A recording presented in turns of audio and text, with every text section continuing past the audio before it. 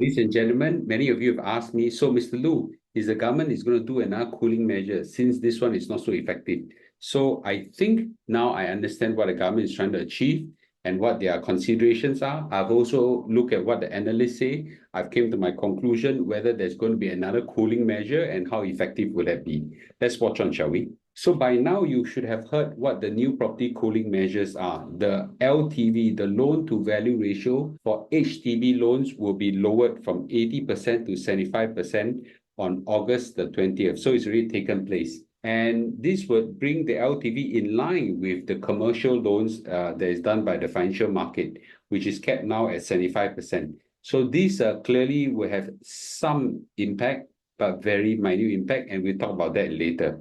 There's also an increase in enhanced CPF grant. That's more a measure to help affordability. We're not going to talk about that because everybody seems more concerned about the cooling measure. So why did the government tighten the LTV ratio? And I think this time around, the minister have actually came out and make some statements on that, and we should analyze what he said, because what the minister has said will help us understand the consideration of the government. For once, the government has observed that buyers with higher LTV ratio pay higher prices.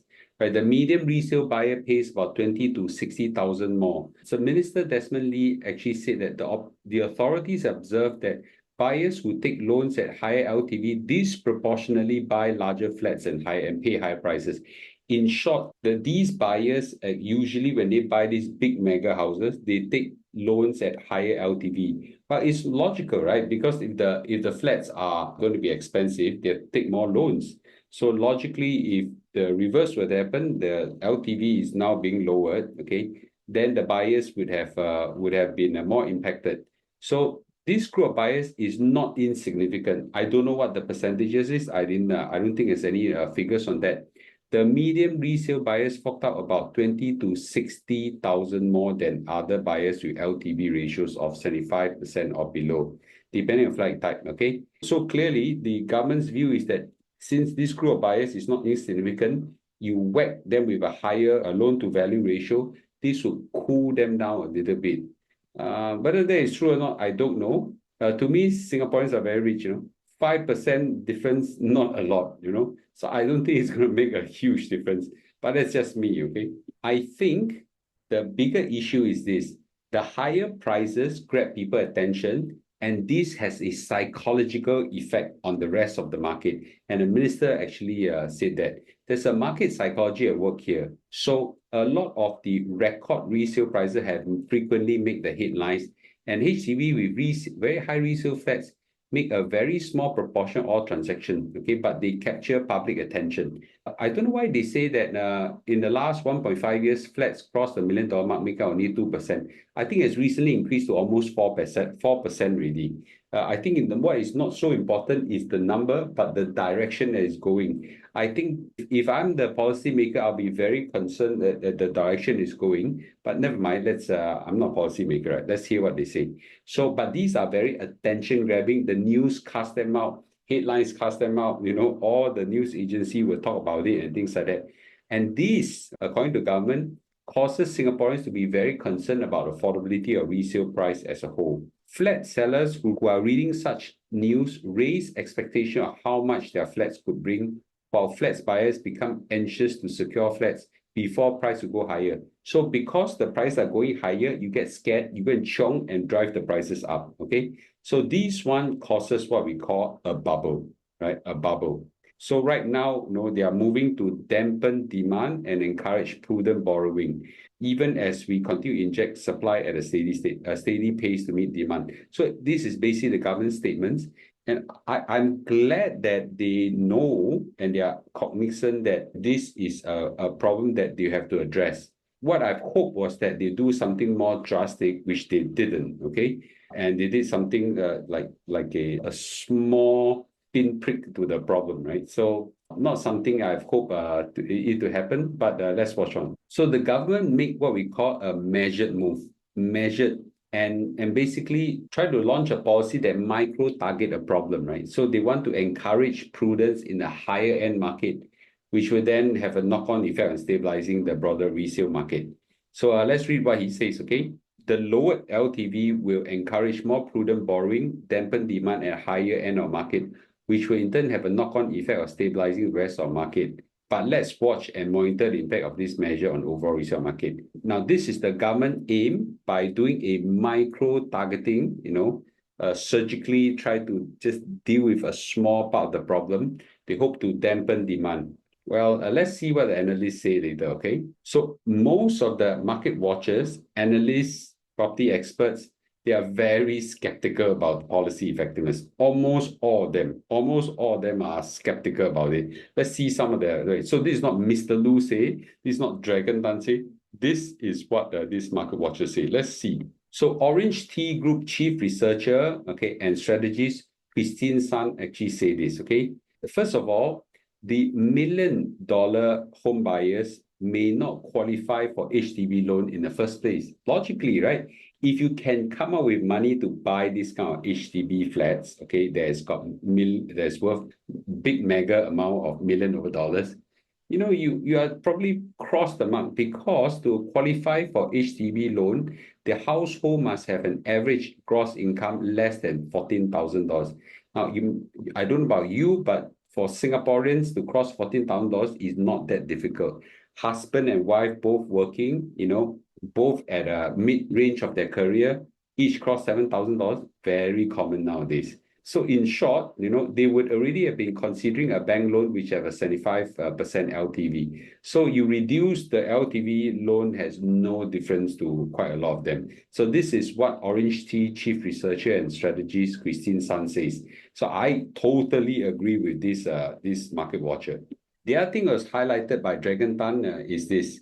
The jump in the $1 million HDB home prices in HDB segment, quite a lot of it is largely driven by the ex-private property owners. They sold their landed property, they sold their condos at millions, okay, millions. And there is so much cash, they right? They just throw the money down to the HDB and buy all in cash or something like that. They don't even need to take loans. So with a lower LTV ratio has no difference to them, okay?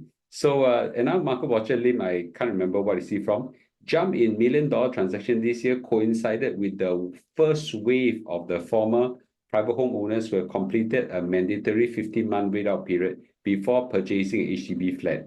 Some resale buyers may not even be borrowing to finance their home purchase, right? And then Ismail, the chief executive of PropNext, actually said they may continue to pay a higher price of flat they desire because these are just a very high income buyers, right? They just have a lot of cash, just harmless.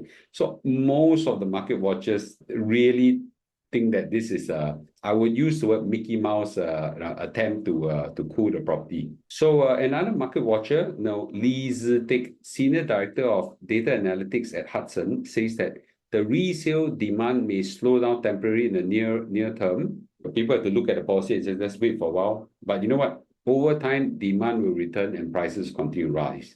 Okay, and very important, the other one, it says that an estimated 7,000 flats will reach their minimum occupation period next year, lower than this year's estimated 12,000. As such, HDB resale prices, will continue to rise because the supply is constrained, right? Basically, all the market watchers actually say that we don't think it's going to be effective.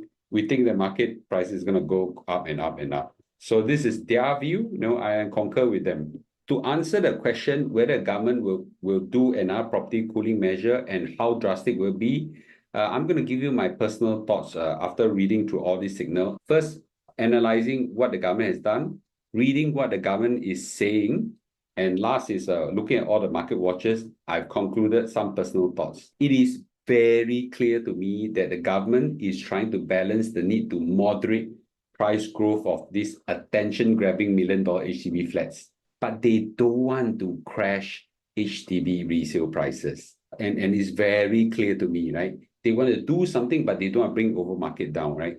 So in short, I think the government is very unwilling to risk a property market correction, right? So those who are hoping for the government to do something and crash the market, I don't think they are going to do that. I don't think, I could be wrong on this. I don't think so. It's very clear to me all this fine-tuning that they're trying to do is trying to balance this this need to stop prices from increasing too much and yet don't cause prices go down. And by the way, that does sounds like the Federal Reserve trying to balance a need for, the need to control inflation without causing too much unemployment. I think it's the same concept. I don't think the government is blind to the fact that there are many tools within their arsenal that can be used to cool down the HDB flats. If Mr. Loo can think through what is this, Dragon can think through, all the markets watchers can think through, we know that the government can't be blind to the fact that they have many tools in the arsenal. But to be able to deploy one tool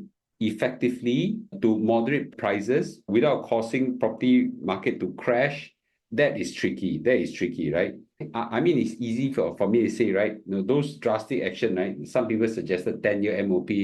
I mean, I've said before, the government just need to come out and just remind everybody, 9 years' time, everything goes to big fat zero. All these things will have a drastic effect on property prices, which I think the government is very unwilling to do so. Why is it so? Well, it's not difficult to understand why. The truth of the matter is that, property value contraction, okay, has a very serious ramification throughout the rest of the economy, right? If we have a property crash, okay, which I think, could happen in Singapore because we are kind of bubblish already. If we do have a property crash, the rest of the economy are affected. Don't need to look too far. Just look at China and Hong Kong. They are exactly experiencing this right now. China entire economy went down significantly, started because of the property bubble bursting. There's too drastic. The same thing is more or less happening to Hong Kong. The government right now do not have enough revenues because traditionally could sell land and raise a lot of revenue. Now the land prices have gone down and things like they can't raise as much revenue. And property prices have now moderated.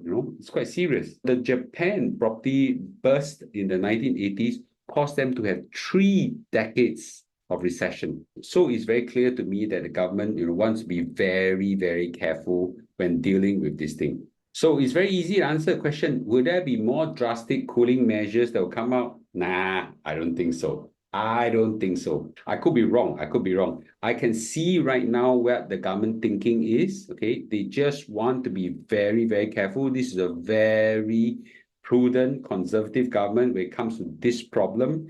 And I can understand where they're coming at now. Whether I agree with this strategy, it's a different matter. In some sense, there's no right or wrong in this thing. I do think that they are very unwilling to risk a property crash by launching huge drastic cooling measure. So I think that those people who are fearful that property prices will crash in a big way, I think that the risk is very low, okay? Unless it's caused by an external factor. But a government-induced factor, I don't think so. What do you all think, right? What do you all think? Okay? Please tell me what you think. And I'm happy to hear your views in YouTube comment and also join our Telegram channel to have a discussion on that, okay? And I'll see you in a day or two. Okay, thank you and bye-bye.